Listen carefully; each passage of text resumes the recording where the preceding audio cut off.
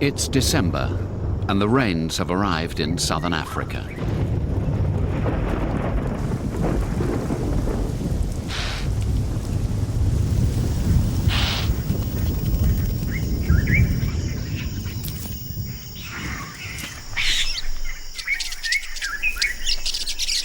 In much of Africa, the endless cycle between wet and dry seasons dictates where animals go to satisfy their need for both food and water. This eternal struggle against the elements governs the pattern of life and death in Mana pools, a remote wilderness on the banks of the Zambezi.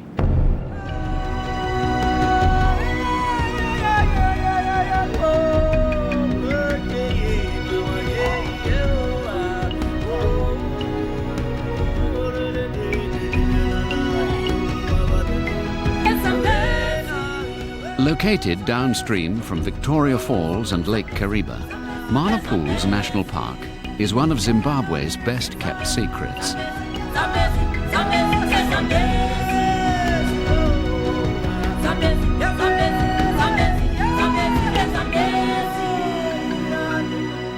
The woodland bordering the river is unique, for it's dominated by extraordinary trees, white acacias, which are leafless when everything else is green. Nestling among them are Mana's many pools, remnants of the Zambezi's meandering course. The largest is 6 kilometers long. The rains have turned the refuge into a well-stocked larder, full of animals.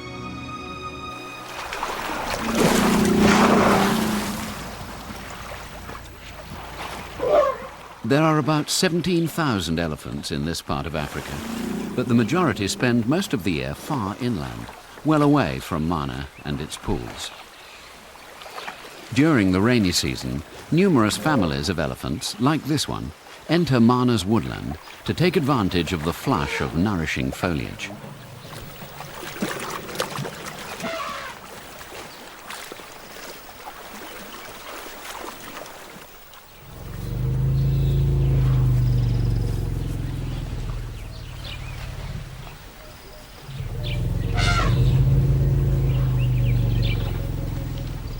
For much of the year, the ground beneath the lofty acacias is relatively bare.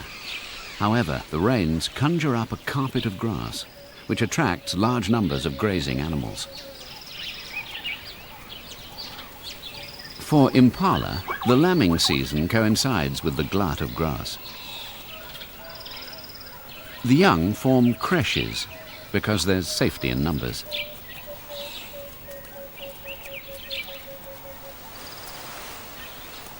Their parents are permanently alert for the slightest signs of danger.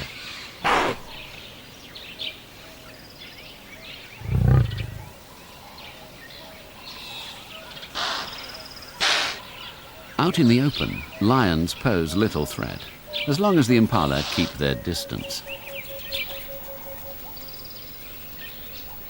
During the rains, herds of buffalo migrate into Mana for the good grazing.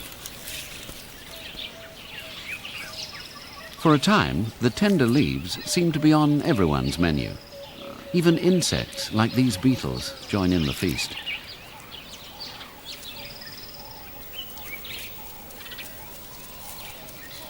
But there are more exotic things to eat in Mana's secluded pools. Water hyacinths smother the surface of this one.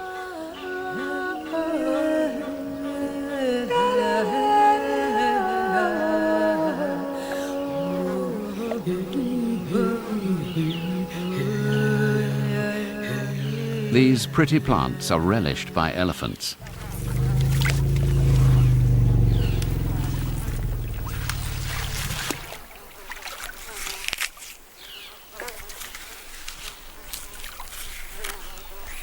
Cattle egrets use the elephant as a beater for flushing out insects and frogs. The only elephants to reside permanently in Mana are a few big bulls. This is one of them. Much of their time is spent around the pools and the river, servicing their prodigious appetites. Baboons also have a taste for the flowers, but daren't venture too far from the bank because they don't like getting their fur wet.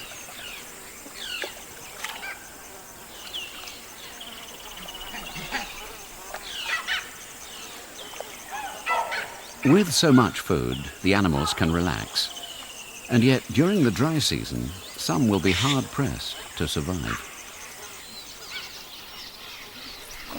They've got big brains, and they're smart enough to manage on whatever food is available.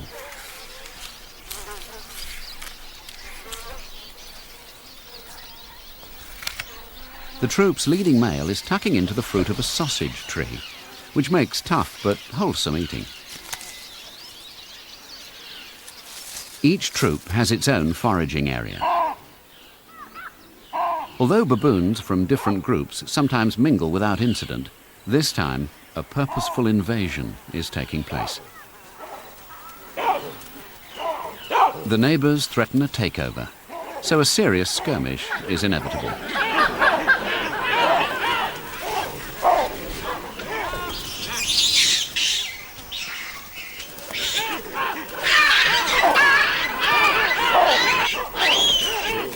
Fundamentally, this is a fight over the troops' essential food supplies.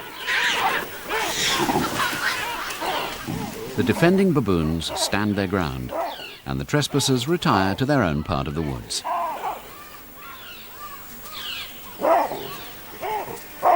Baboons must be able to protect their own territory with its fruiting trees and termite mounds if they're to get through the lean, dry period of the year.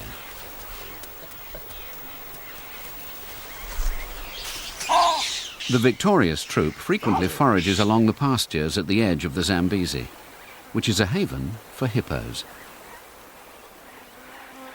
At this time of the year, they regularly haul out during the daytime to feed.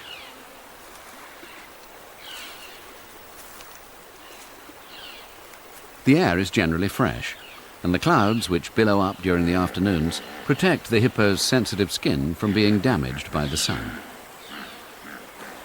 When finished, they can quickly return to the river.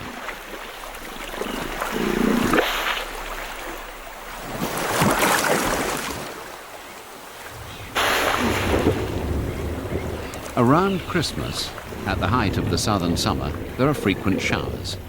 Although the rain can be heavy, it's often very local and short-lived. Nevertheless, it leaves the land sodden and the pools full of water. By late afternoon, the clouds usually dissipate, making way for glorious sunsets.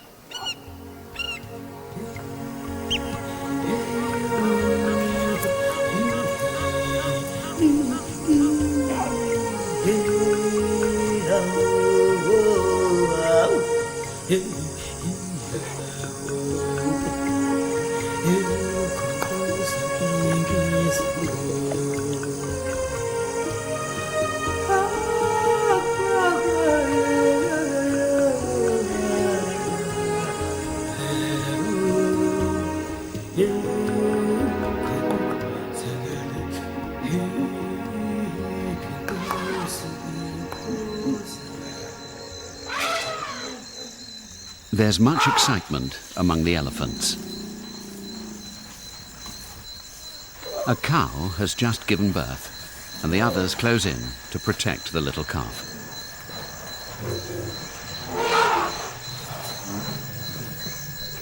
It's still bewildered and unsure of its feet, but inside the forest of legs, it's safe.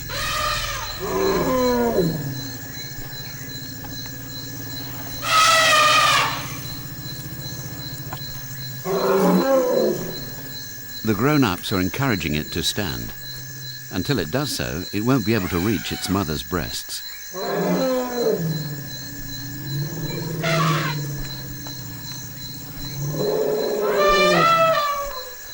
Stimulated by the cloudbursts, termites choose this night to make their nuptial flights.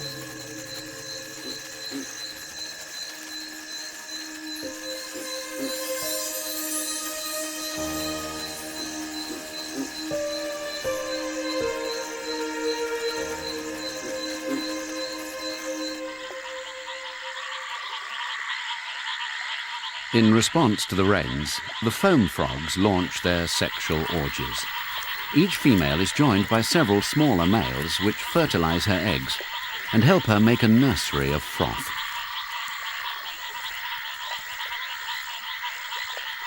It's safer than consigning the tadpoles to the pool below, full of ravenous fishes. The heavy downpours produce another nocturnal event: catfish out of water.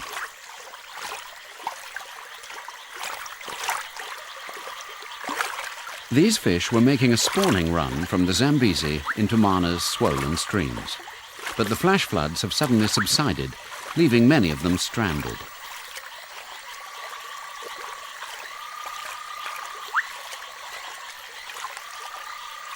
As there are plenty of puddles and the fish can gulp air, many will wriggle into one or other of Mana's many pools where they'll breed. However, their long-term survival is a gamble. Most of the pools dry out when it gets hot. Most have made it into deep water by the time dawn has broken.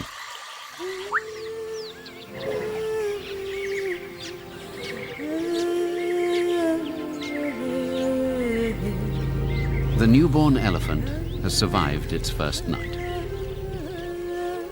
It's still a little wobbly, so its mother has hung back while the rest of the troop has wandered off to feed.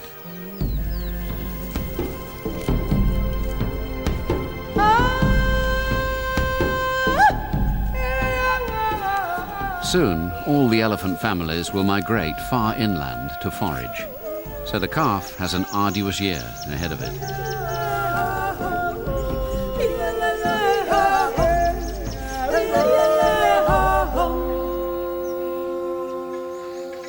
Within a month or two, Mana begins to dry out.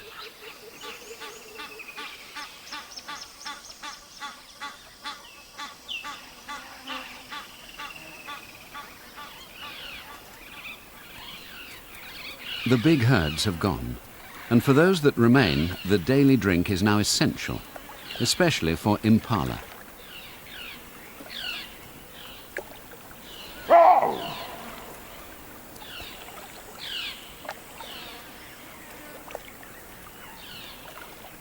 The vegetation on which they and the baboons are now feeding is not as lush as it was, and so they need extra water.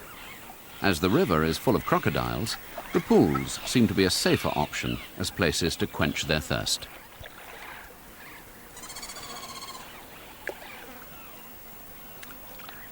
Ever cautious, impala feel especially open to attack when they're drinking. This pool is now a shrinking refuge for an old male hippo. He once commanded his own stretch of the Zambezi, but he was banished from the river by younger bulls.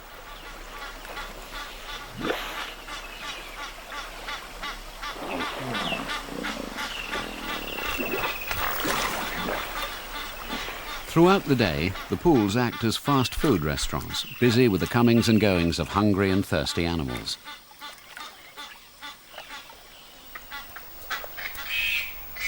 A female kudu joins the party.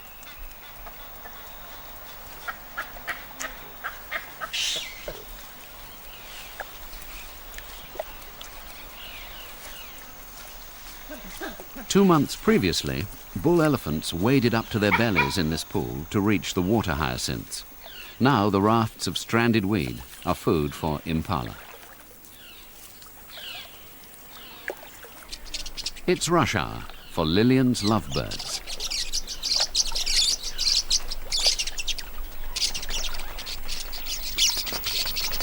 Being seed eaters, they get virtually no moisture from their food, so they have to top up on water to complement their desiccated diet.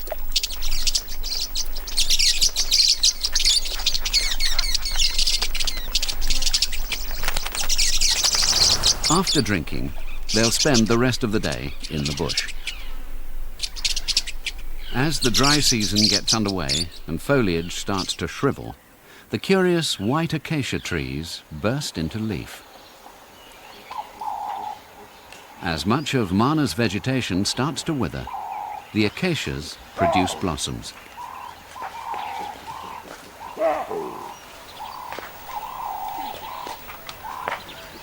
But the baboons have their eyes on a different kind of tree. The Feast of Figs is their last great treat of the year. Fig trees are the last to bear fruit before the heat tightens its grip on Mana. Nothing is wasted. The climbers choose the juiciest ones. The less ripe fruit are discarded and devoured by the less enterprising animals on the ground.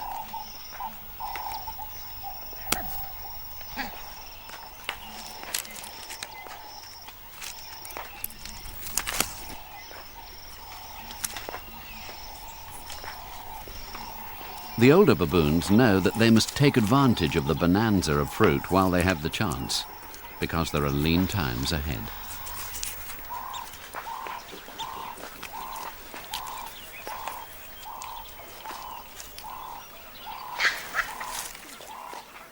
For the moment, the members of the troop are well fed and engage in social grooming, an activity which keeps even the most difficult to reach parts of their bodies clear of parasites.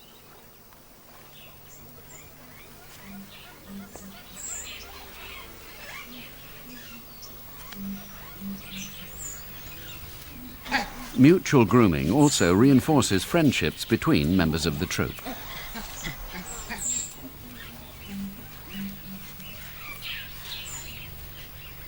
As it becomes drier, the baboons will need all their wits about them to scratch a decent living. But some creatures will do well.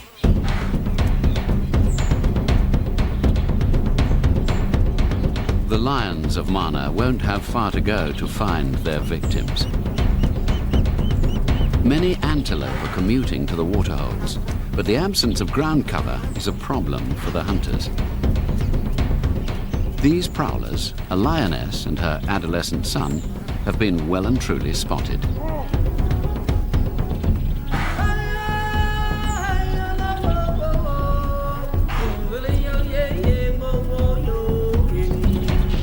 Waterbuck monitor the lions' movements, so they won't be taken by surprise, at least for the moment.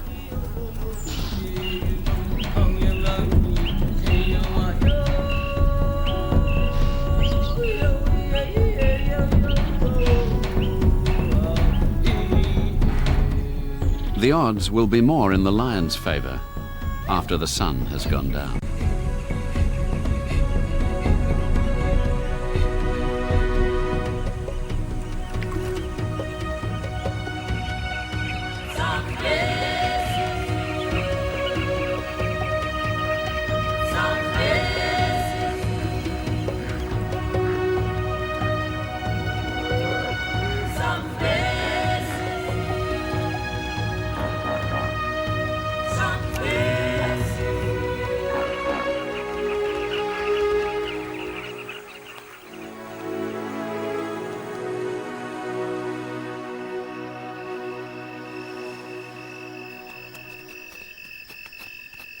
After dark, one of Africa's most powerful excavators is at large. The aardvark is the only creature that can dig its way into massive termite mounds. Against its sturdy claws, the insect's earthen defenses are no match. Once breached, the aardvark licks up his tiny prey. Under the veil of darkness, a young waterbuck on its way to the river walked straight into the lioness's ambush.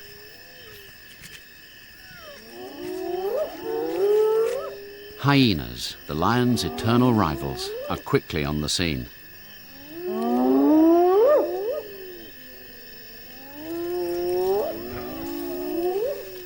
Attracted by the sound of the kill and the smell of the freshly opened carcass, the hyenas hope to take over the lion's feast.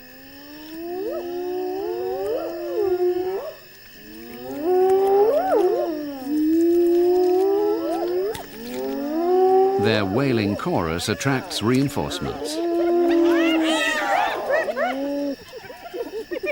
When the rest of the clan turn up, the hyenas stand a chance of seeing off the lioness. But not yet.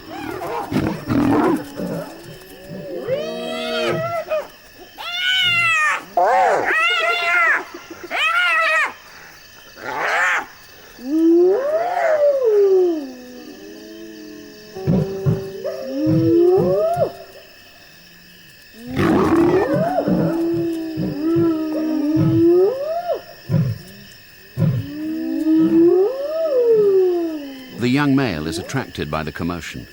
His mother is still supporting him. She kills for both of them. Even with 20 hyenas lurking in the darkness, the lions are unwilling to sacrifice their night's work.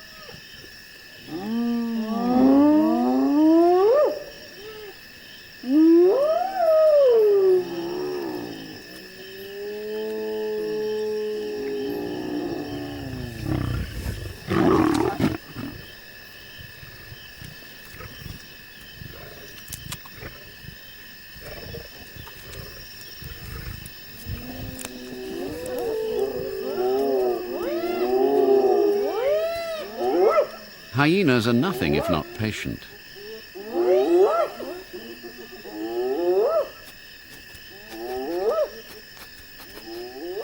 At the termite mound, the aardvark has finished his meal, and as it returns to its burrow, work begins on repairing the broken walls.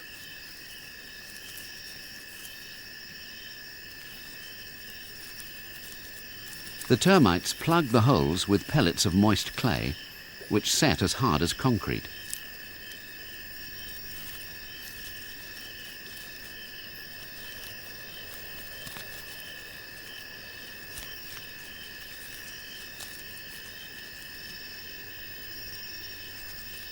The job will never be completed by sunrise. The aardvark made too much damage.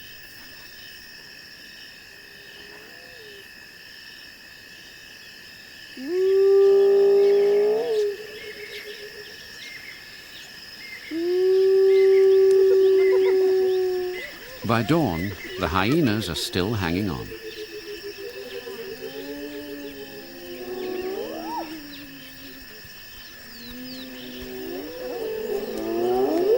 The lions are irritated by their presence, and the young male asserts his authority by provocatively placing his strong-smelling dung among them, a warning that he rules here.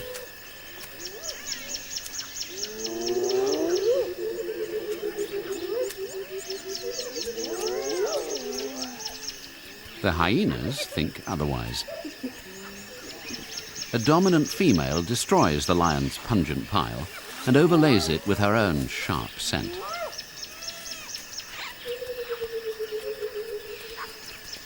It's an insult the lions cannot ignore.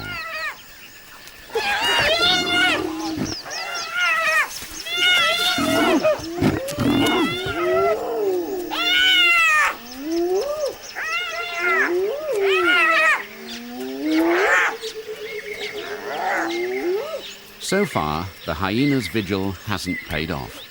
But sooner or later, their patience might be rewarded with the lion's leftovers, a few pieces of skin and bone.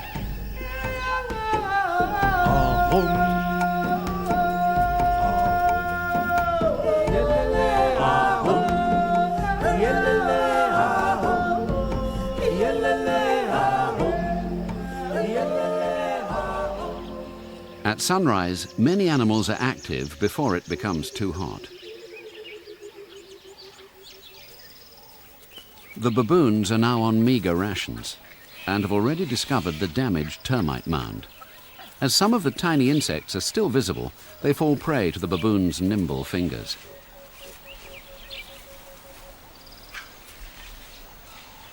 Feeding on titbits is hard work.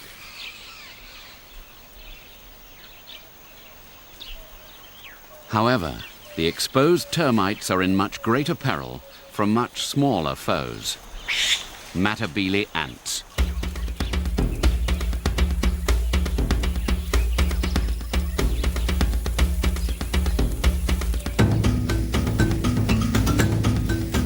Alerted by their scouts, a column of these savage ants emerge from their nest and weave their way through the African bush.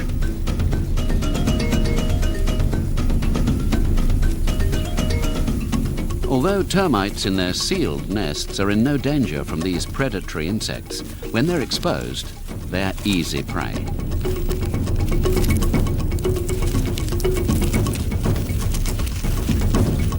Against battalions of aggressive ants, even the well-armed soldier termites are overwhelmed.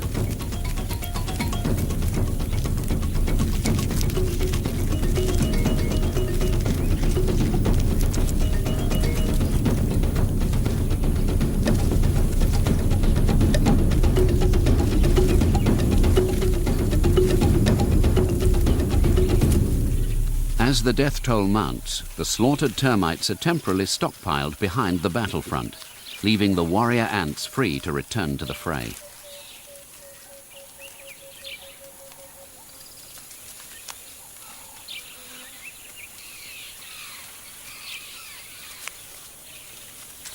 The outcome of the conflict is inevitable.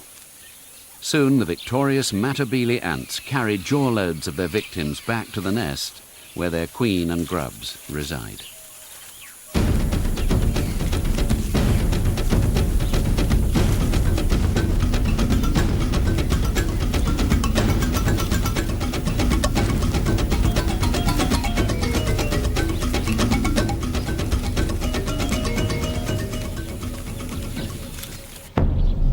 After several months, Mana continues to bake beneath the scorching sun.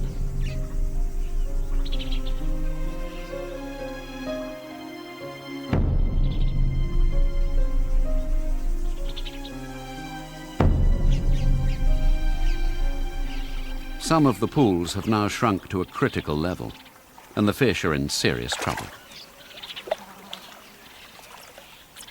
This is what the marabou storks have been waiting for. Thousands of catfish are stirring in the mud. There are so many the marabous don't know where to start. In the deeper water, the yellow-billed stork searches by touch, beak poised to snap onto its prey.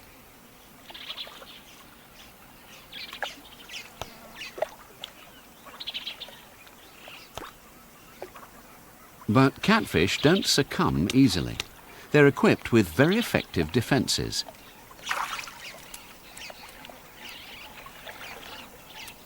When seized, they erect needle-sharp fins which stick out sideways and make them difficult, if not dangerous, to swallow.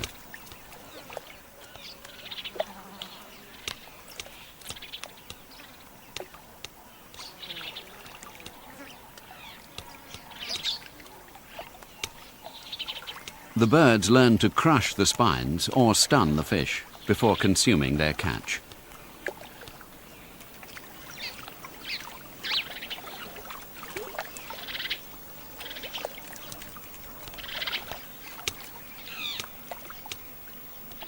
A saddle-billed stork joins the banquet. The males are the most colourful of the family. Marabous are the vultures of the stork world. They often turn up at carcasses, and they're very competitive.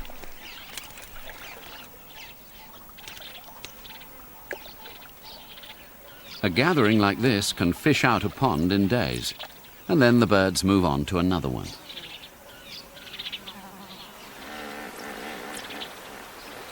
As the dry season progresses, Mana's resident bull elephants spend most of their time by the Zambezi.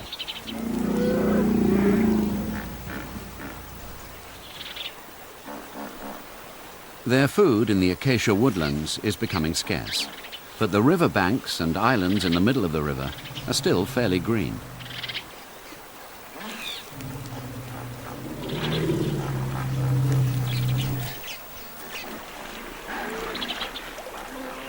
These great tuskers are big enough to wade across the channels without fear of being attacked by crocodiles.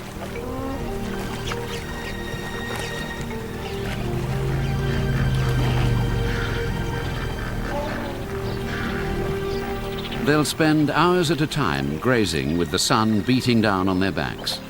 And when they get too hot, they can join the hippos to cool off.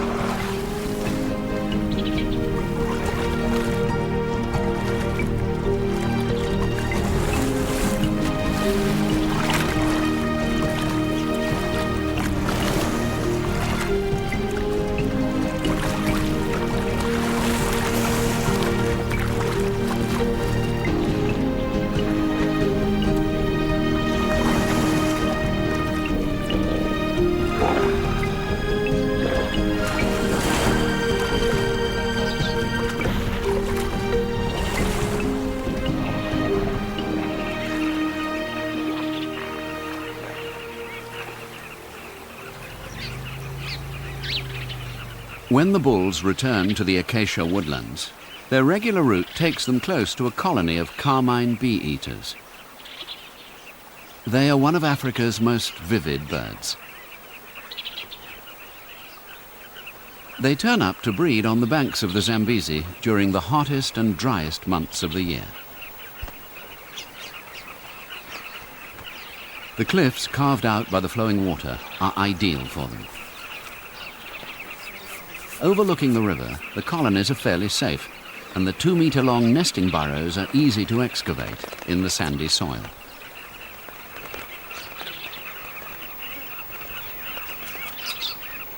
Carmine bee-eaters feed by hawking damsel and dragonflies over the river and catching insects around the animals that come to graze and drink.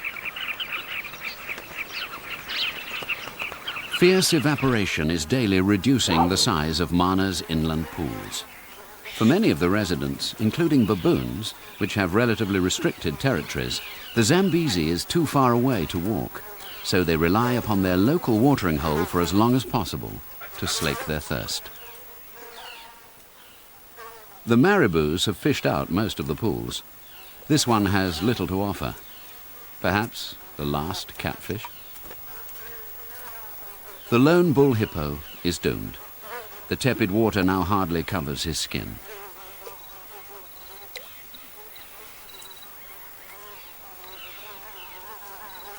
If the conditions become intolerable, the marabous at least can fly away, whereas the baboons have no option but to remain in Mana.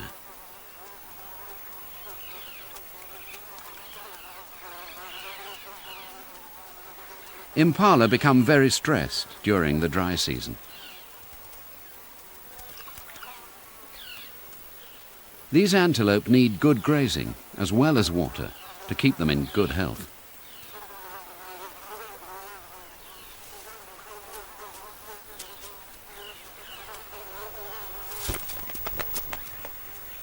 Lions always seem uncomfortable in the heat. By midday, the lioness is so parched that she's forced to brave the sun to look for water.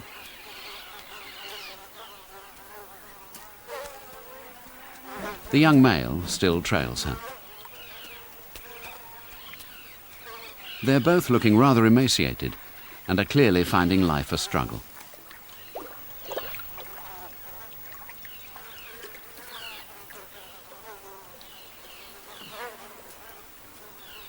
In the absence of the migratory herds, their prey is somewhat thin on the ground.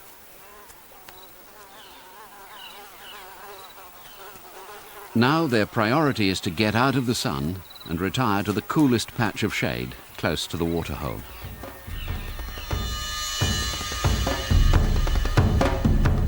The smallest pools have either completely dried up or are reduced to patches of glutinous mud.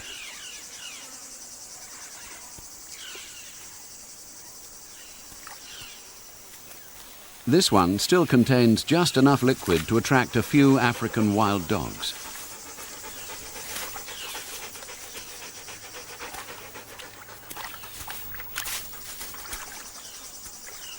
Mana Pools is one of the last refuges in Zimbabwe for this beleaguered species. In the Zambezi Valley, there are several packs which have enough space to breed and hunt without human interference.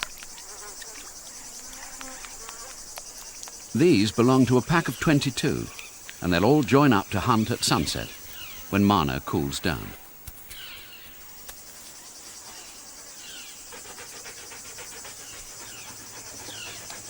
Towards the end of the dry season, Mana is at its emptiest. But the situation is about to change.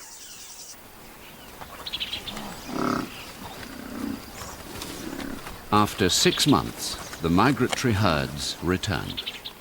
Way inland, there's still food, but the water holes are now dry. So with nothing to drink, the animals must come back to Mana.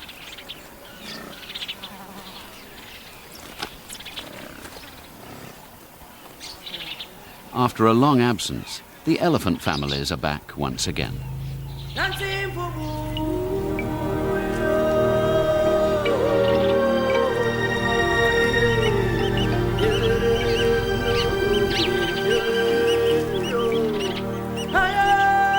Zambezi.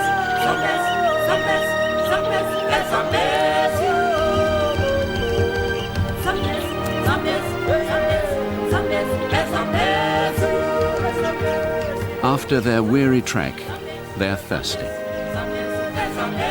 Bypassing Mana's near empty pools, they head straight for the Zambezi.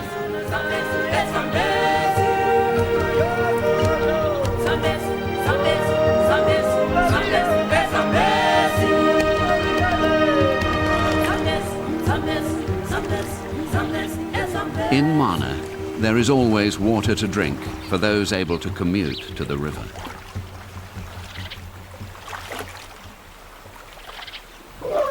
Mana Pools is now at its busiest. The presence of life-sustaining water acts as an irresistible attraction for the big herds. And this is what makes Mana such an important sanctuary in this part of Africa. Once watered, the animals need to eat, but the grass has gone, and much of the dry foliage is of little value as food.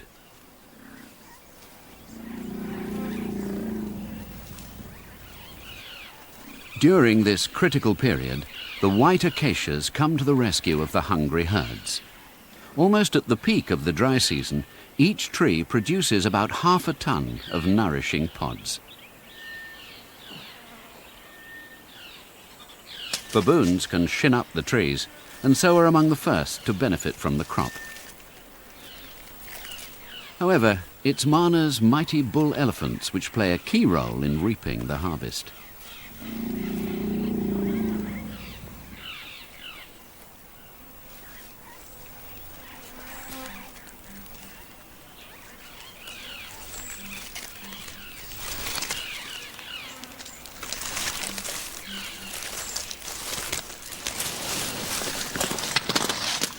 With their long reach, the biggest ones can rip whole branches off the trees. Everything is eaten: leaves, pods, and twigs.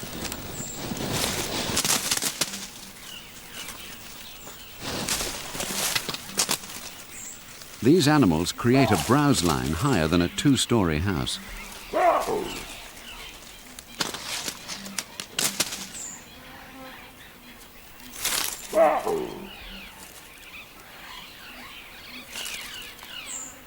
The elephants have another way of gathering pods and making them more widely available for the other inhabitants of Mana. But the baboons don't want to be in the treetops when the elephants set to work.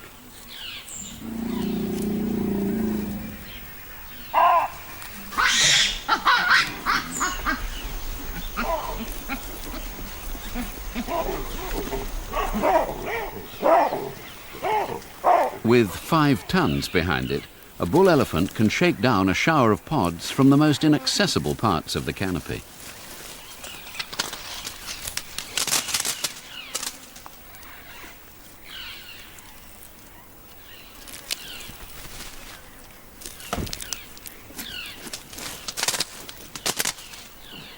By attacking the acacias, the bulls litter the barren ground beneath the trees with tasty morsels.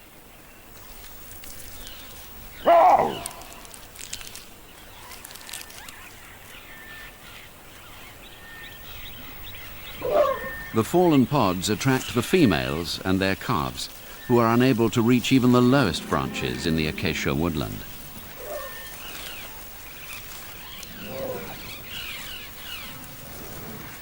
It's a wonder that elephants bother with such small fare. But as the seeds inside are rich in protein, the effort of picking up pods for hours on end is worthwhile, providing enough can be consumed.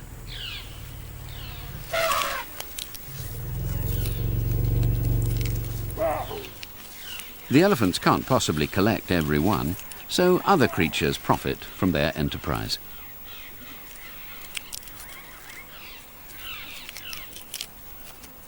With little else to eat in the woodlands, the fruiting acacias help a whole range of animals eke out a living during the final stages of the dry season.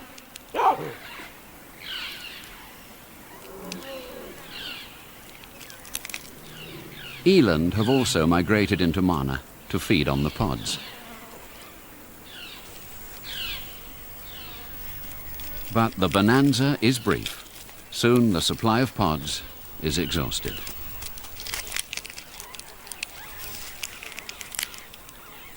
Some of the seeds are even recycled. Ever resourceful, the baboons resort to sifting through elephant's dung for undigested seeds. Not exactly figs, but every digestible morsel will help them endure until the rains return. What little food is left is fast disappearing into the termites' protective tunnels. Dead wood, fallen foliage and elephant dung are all grist to the termites' mill.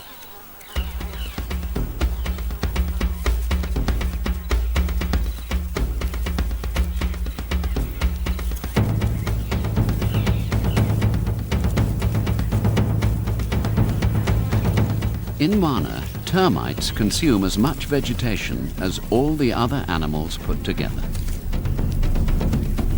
The race is on for the final scraps of food. Swarms of red-billed qualia scour the soil for the remaining seeds.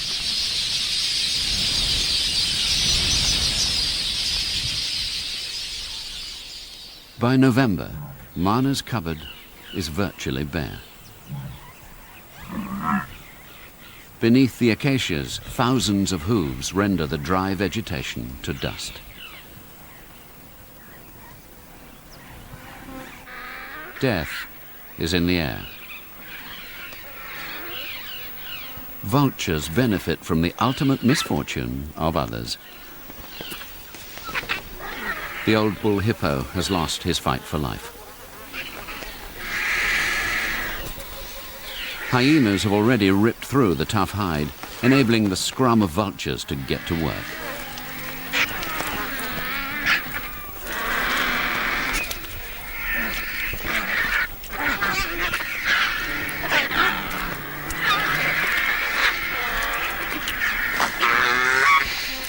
With no fish left, marabous have taken to scavenging, using their long beaks to snatch pieces from the vulture's table.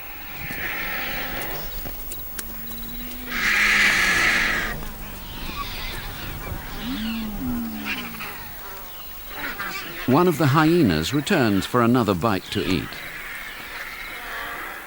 These animals also do well when others are dying.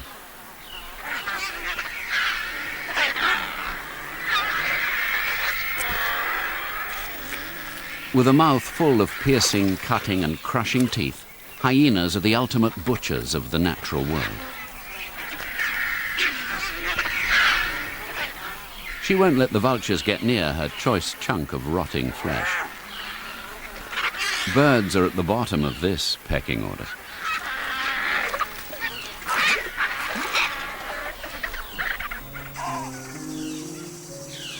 After nearly 8 months without rain, the temperature is an oppressive 45 degrees, and Mana is swathed in a sultry blue haze. To save energy, the animals are lethargic and take refuge in the shade. Far inland, there's still some fodder, but the daily journey back to drink would be beyond the animals' endurance. Faced with the dilemma between eating or drinking, access to the Zambezi wins the day.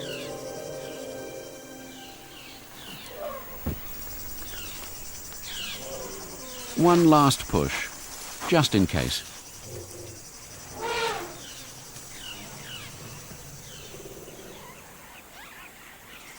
This parched basin was the abode of catfish. Hippos once wallowed here. But eventually, the suffocating heat brings salvation.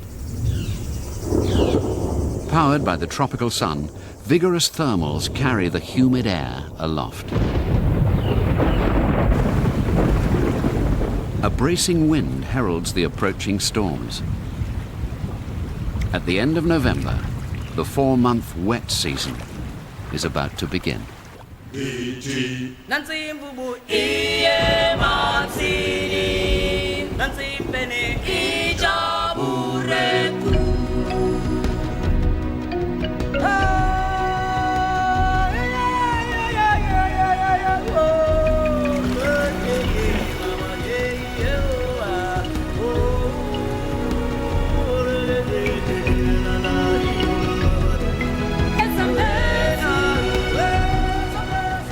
water pours off the flooded land, and the streams flowing into the Zambezi are turned into destructive torrents.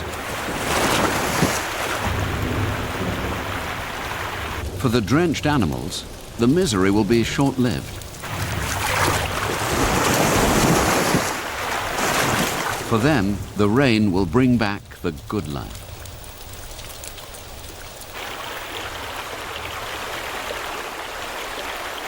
This was a dry bed of scorching sand. With so much rain, the river will flow into the Zambezi for several months.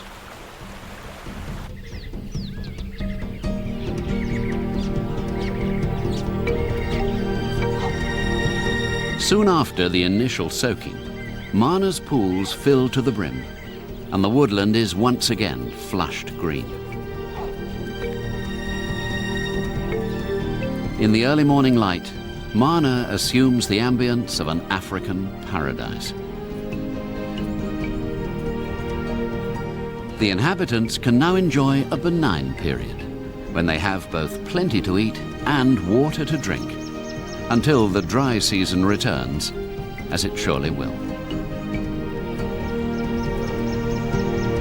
And so the cycle between wet and dry continues. Each year, the passage of seasons with the alternation between feast and famine tests a new generation of animals which live in this little-known corner of Africa, in Mana Pools, on the southern bank of the Zambezi. Zambezi, Zambezi, Zambezi, Zambezi, Zambezi. Zambezi, Zambezi, Zambezi,